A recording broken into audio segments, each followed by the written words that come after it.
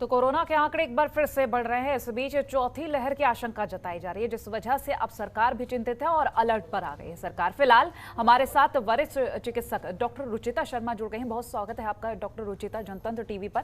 और इनसे जानेंगे कि जब चौथी लहर की आशंका जताई जा रही है तो किस तरह से खुद को हम सेफ रख सकते हैं और क्या क्या कुछ हमें करना चाहिए। डॉक्टर रुचिता, मेरा सवाल आपसे कि कोरोना की चौथी लहर की आशंका जताई जा रही है, हालांकि ये पहले से ही कहा जा रहा है कि ना तो तीसरी लहर इतनी प्रभावी रही है, ना ही चौथी लहर इतनी प्रभावी रहेगी। पहले तो हम प्रभाव को लेकर बात कर लेते हैं।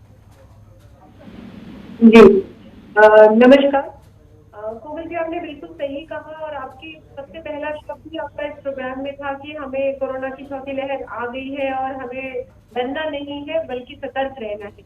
यही शुरुआत करूंगी मैं कि वैक्सीन ऑलरेडी स्टार्ट हो चुकी है। पहले बाहर कंट्रीज से कुछ में शुरू हुई, फिर इंडिया में जो जैसा हर साल होता है कि मुंबई और दिल्ली में ज्यादा केसेस बनते हैं, फिर उसके बाद धीरे धीरे बढ़ते हैं। तो उत्तर प्रदेश में केसेस आने लगे, नोएडा से लखनऊ में केसेस बढ़ने लगे, तो धीरे धीरे आंकड़े बढ़ेंगे।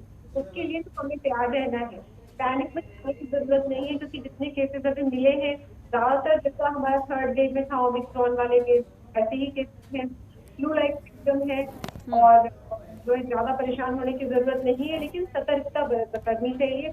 जो चीजें हो रही हैं, जैसे स्पेशली अगर बच्चों का वैक्सीनेशन नहीं हुआ है तो जरूर करवाइए, क्योंकि एल्डरली का तो आंकड़ा ये बताता है कि मोर देन 90% अडल्ट जो है एटलीस्ट एक डोज को ले ही चुके हैं। तो वो बहुत अच्छा कवरेज है, लेकिन बच्चे अभी पीछे हैं तो उनको जरूर वैक्सीनेट करें। और अब गवर्नमेंट इसमें बहुत तैयारी भी कर रही है और नए वैक्सीन भी आ रहे हैं। तो बच्चों को वैक्सीनेशन नंबर 1 मैं बोलूंगी। दूसरे नंबर पे जो हम करते आ रहे थे सोशल डिस्टेंसिंग, उसको हमको कंटिन्यू करना चाहिए। और भीड़ भाड़ से बचने का अगर कर सकते हैं, क्योंकि ये लहर का टाइम है।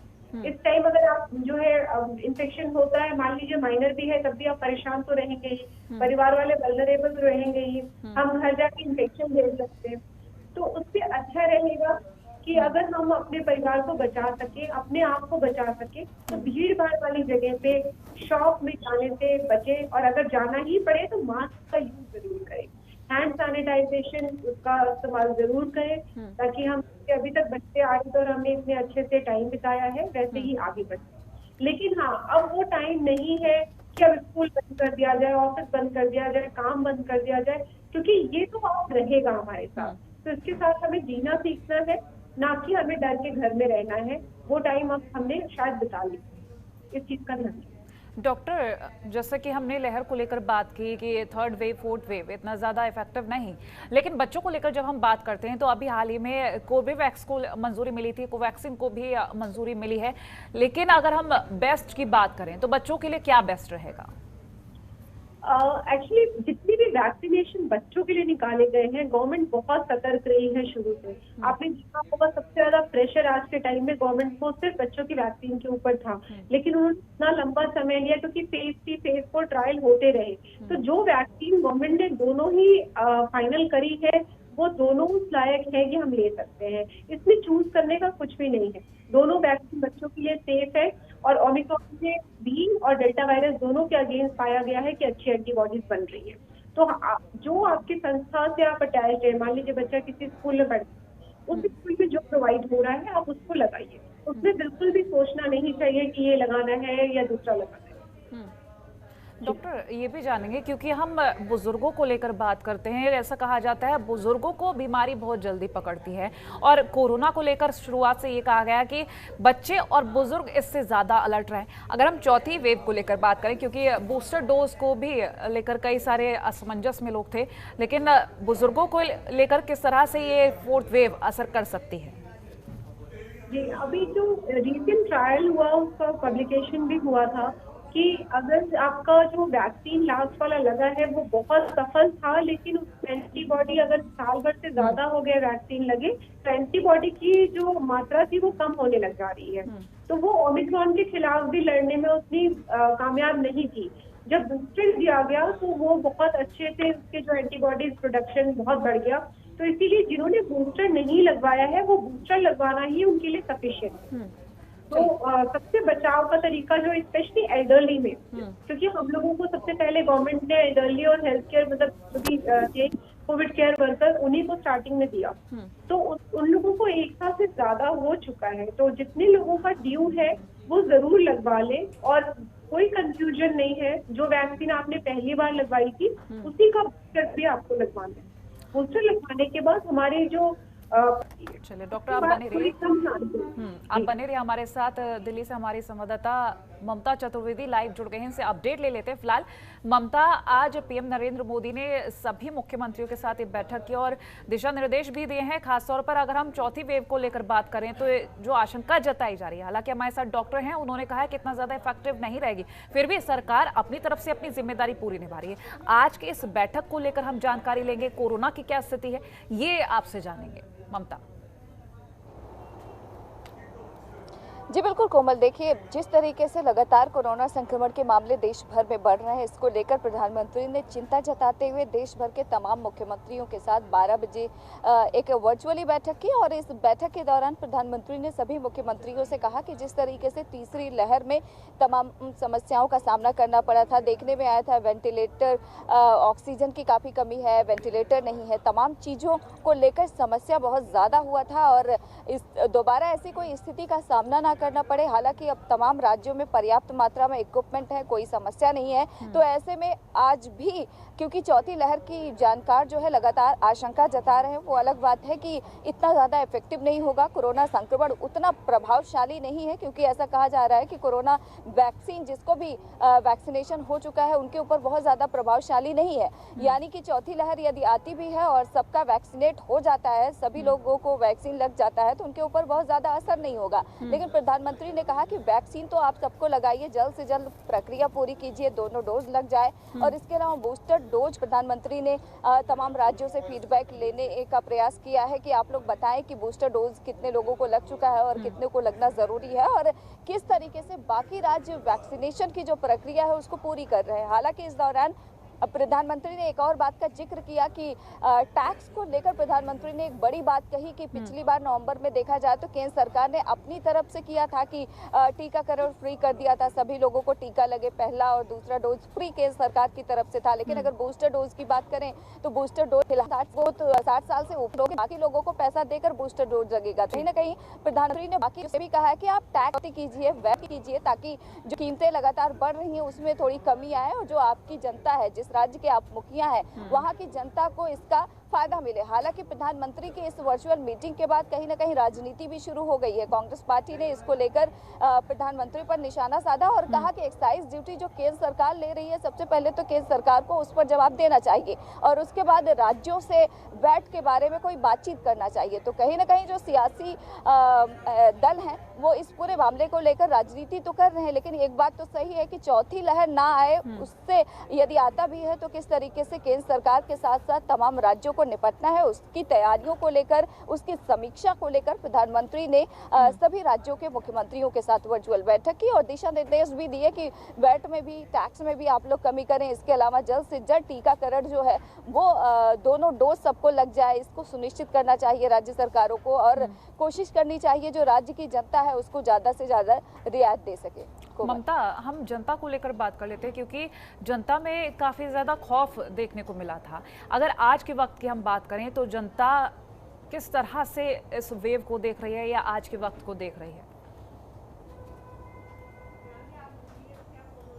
जी बिल्कुल कोमल, देखिए अगर देश की जनता की बात करें तो पहला, दूसरा और तीसरा लहर का सामना देश की जनता ने बखूबी किया है और किन किन परिस्थितियों का सामना करना पड़ा है लोगों को सब बखूबी जानते हैं। तो ऐसे में देश की जनता में दहशत का वो माहौल तो नहीं है क्योंकि अभी भी कोरोना संक्रमण हमारे बीच है और देखा जाए तो बीच में बहुत ज़्यादा कम हो गया था। पिछले कुछ दिनों से एक बार फिर से संक्रमण ने रफ्तार पकड़ी है और ये रफ्तार बहुत ज़्यादा ना हो, इसको देखते हुए प्रधानमंत्री भी लगातार बैठकें कर रहे हैं और तमाम राज्य सरकारों से भी प्रधानमंत्री की तरफ से अपील किया गया है कि वो तमाम प्रोटोकॉल कोरोना संक्रमण के सुनिश्चित करें ताकि लोग ज़्यादा से ज़्यादा इसके प्रभाव में ना आए। और अगर लोगों की बात करें तो चिंता का सबब तो है क्योंकि कोरोना संक्रमण पहले भी था और आज भी है, आगे भी रहेगा। वो अलग बात है कि संक्रमण की जो रफ्तार है वो कम हो सकती है, धीमी हो सकती है, लेकिन इतनी जल्दी हमारे बीच से जाएगा नहीं, लोग ये बखूबी जानते हैं। तो ऐसे में सरकार के साथ साथ ज़रूरी ये भी है कि लोग खुद भी एहतियात बरतें, भीड़ भाड़ में जाने से बचें। हालांकि परिस्थितियां वैसी नहीं है,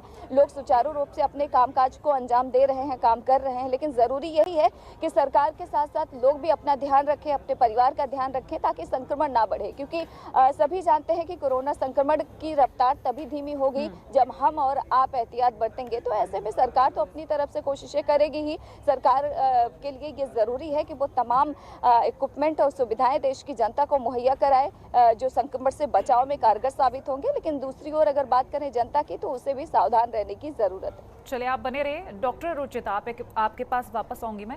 ओमिक्रॉन और एक्सी वेरिएंट को लेकर हम बात करेंगे। तो ऐसा कहा जा रहा है ओमिक्रॉन सबसे ज़्यादा संक्रामक है, लेकिन एक्सी वेरिएंट ऐसे एक वेरिएंट सामने आया है जिसकी वजह से कोरोना के आंकड़े काफ़ी तेज़ी से बढ़े। इन दोनों वेरिएंट्स को लेकर हम बात करेंगे। एक्सी वेरिएंट भी ऑलमोस्ट सेम ही है। इससे ज्यादा संक्रमण हो सकता है लोगों को। पहले आंकड़े में थे कि एक आदमी जो है 4 व्यक्ति 5 व्यक्ति को संक्रमित कर सकता है। एक्सी वेरिएंट के लिए कहा जा रहा है कि 10 व्यक्ति से भी ज्यादा लोगों को संक्रमित कर सकता है। लेकिन इसकी सीवियरिटी के बारे में अगर हम बात करें तो ये बहुत सीवियर डिजीज नहीं देता है। ज्यादातर लोगों में स्पेशली जो वैक्सीन है हमारी, वो इसके खिलाफ कारगर है जितना अभी तक देखा जा रहा है। तो बहुत सीवियर डिजीज नहीं मिले, लेकिन मुझे ऐसा लगता है कि इस पे कमेंट करना थोड़ा जल्दी होगा, क्योंकि आंकड़े जो है इस समय थोड़ी गुमराह करने वाले हैं। अगर आप देखिए तो अभी इंडिया में ऐसा बोला जा रहा है कि 2500 केसेस पर डे हो रहे हैं और उसमें अनुमान लगाइए 40 के अराउंड 30-40 के अराउंड डेथ हो रही है। तो इससे तो ये लगता है कि डेथ के परसेंटेज ज्यादा है। लेकिन एक्चुअली में पहले जो था, जो हमारे डायग्नोस्टिस थी वो सिर्फ बेस की लैब से। अब आज के टाइम में जिनको सिम्टम आ रहे हैं वो खुद से ही एंटीजन कर रहे हैं।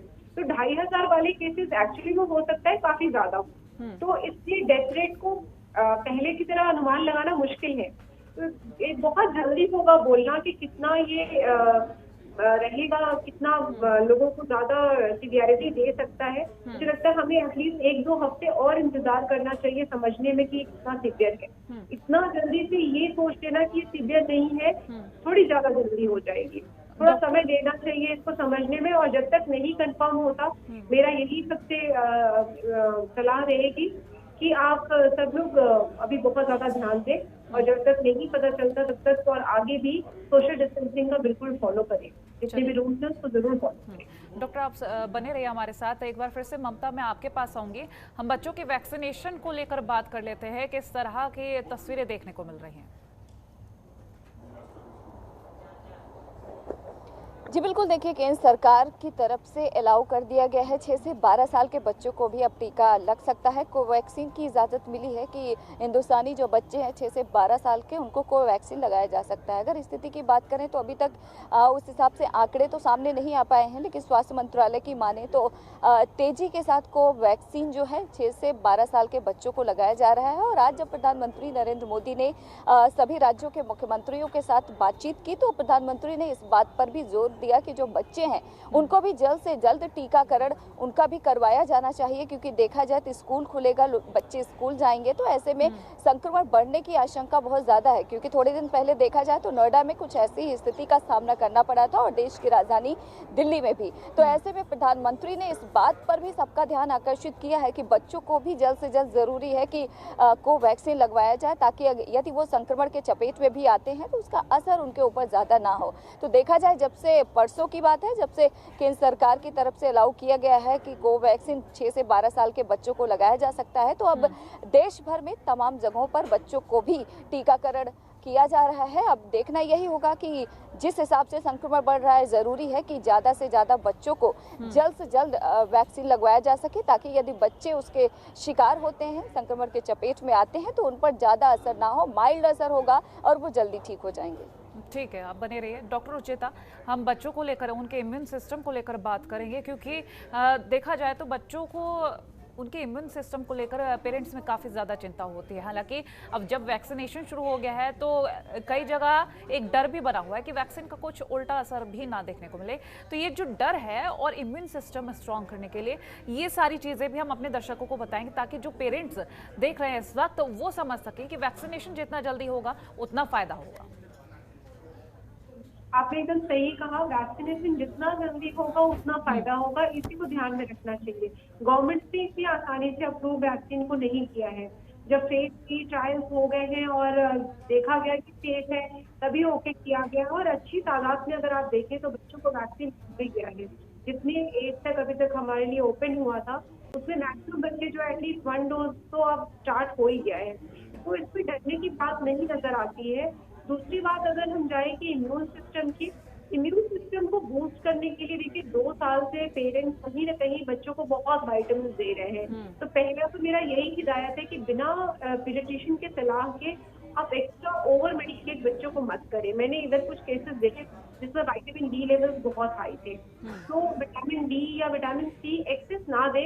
जो नेचुरल इम्यूनिटी बढ़ाने के लिए चीजें होती हैं, जैसे दूध हो गया, सब्जी हो गया, फल हो गया, बच्चों को जो जरूर देना चाहिए उसका नियम से पालन करें।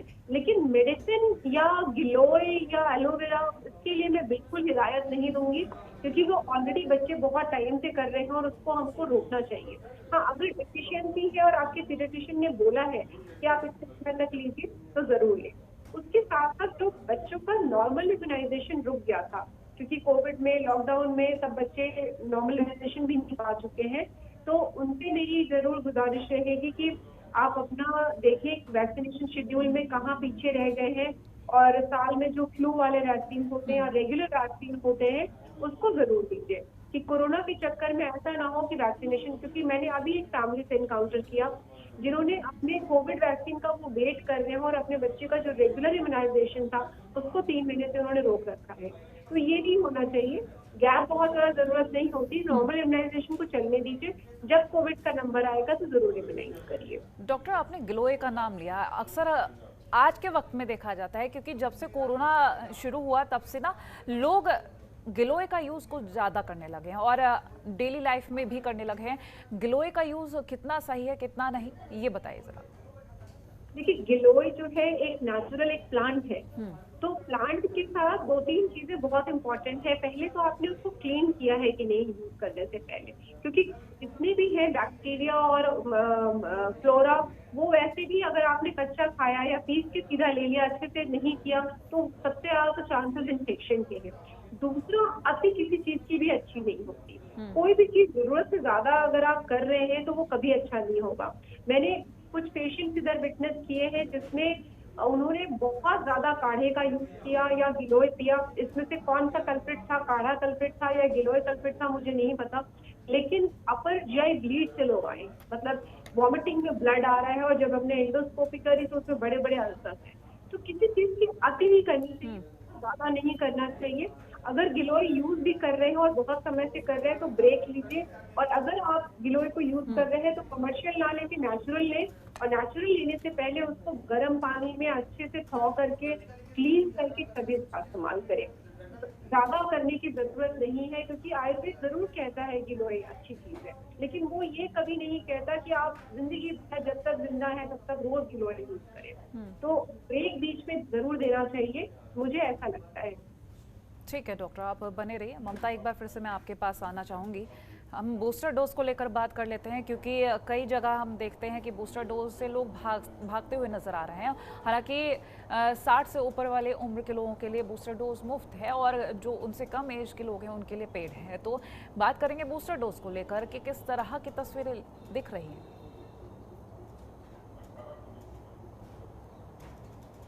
जी बिल्कुल कोमल, देखिए सरकार की तरफ से तो कह दिया गया है कि जो लोग खुद से बूस्टर डोज लगवा सकते हैं, खासतौर पे 60 साल से कम उम्र के जो लोग हैं वो खुद से बूस्टर डोज लगवा सकते हैं, तो उनको लगवाना चाहिए। वहीं दूसरी ओर 60 साल के ऊपर लोगों के लिए बूस्टर डोज सरकार की तरफ से फ्री है। हालांकि ऐसा कहा जा रहा है कि मुमकिन है कि आने वाले समय में यदि कोरोना संक्रमण की जो गति है उसमें इजाफा होता है तो मुमकिन है कि केंद्र सरकार एक बड़ा फैसला ले सकती है और मुमकिन है कि बूस्टर डोज को लेकर एक बड़ा ऐलान प्रधानमंत्री नरेंद्र मोदी की तरफ से किया जा सकता है कि सभी लोगों को बूस्टर डोज फ्री में लगाया जाए। लेकिन सरकार की तरफ से ये कहा गया है कि क्योंकि डबल डोज की अगर बात करें तो वो पहले से ही केंद्र सरकार की तरफ से समस्त भारतवासियों को फ्री में लगाया जा रहा है। तो ऐसे में केंद्र सरकार की तरफ से ये कहा गया है कि तमाम जो राज्य हैं सबसे पहले तो सुनिश्चित करें कि सभी लोगों को जो वैक्सीन है उसका दोनों डोज लगाया जाना बहुत ज़रूरी है, क्योंकि जिन लोगों को वैक्सीन लग चुका होगा उनको उतना असर कोरोना संक्रमण का नहीं होगा जितना कि जिन लोगों ने वैक्सीन नहीं लगवाया है उनके ऊपर हो रहा है। यानी कि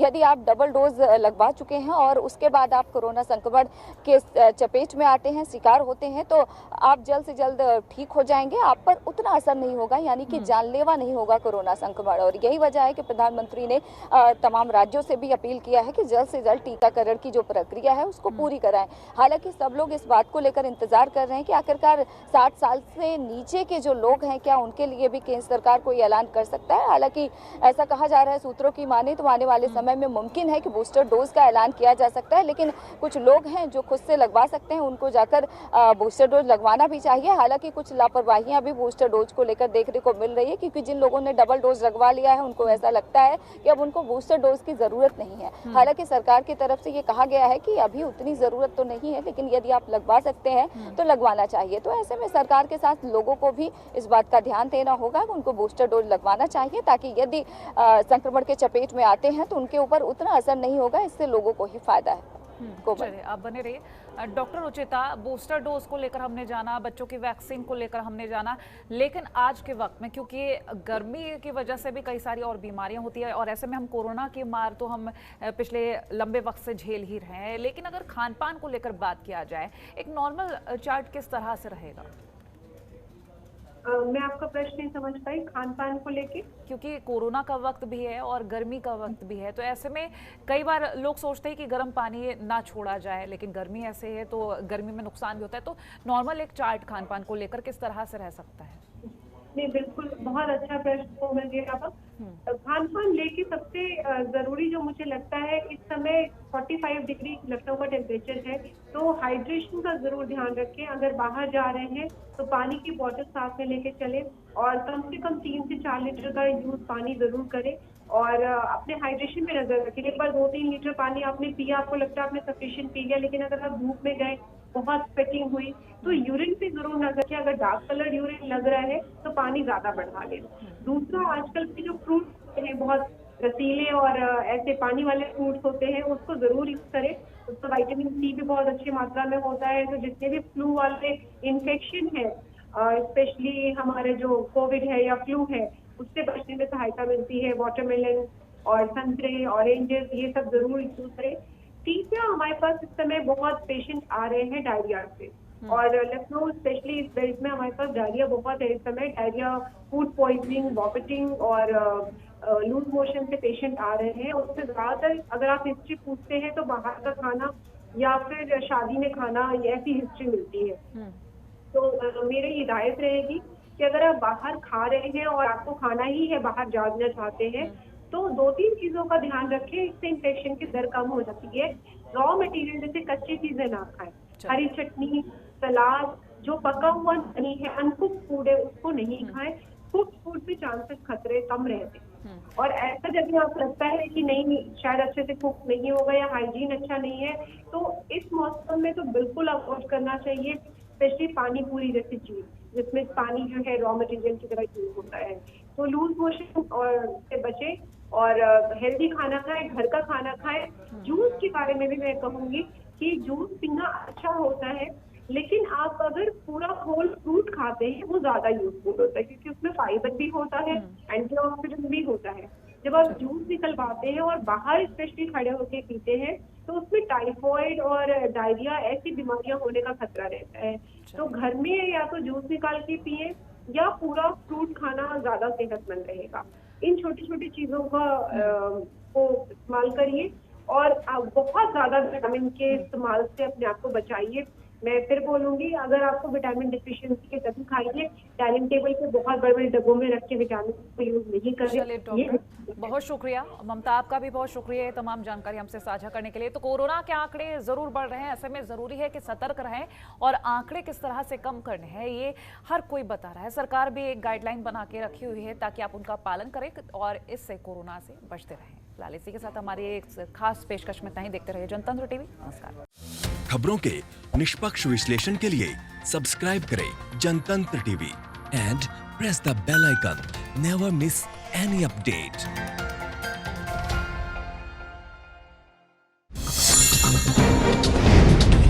डाउनलोड कीजिए जनतंत्र टीवी ऐप को, जो कि अवेलेबल है गूगल प्ले और ऐप स्टोर पर। अधिक जानकारी के लिए अभी डाउनलोड करें।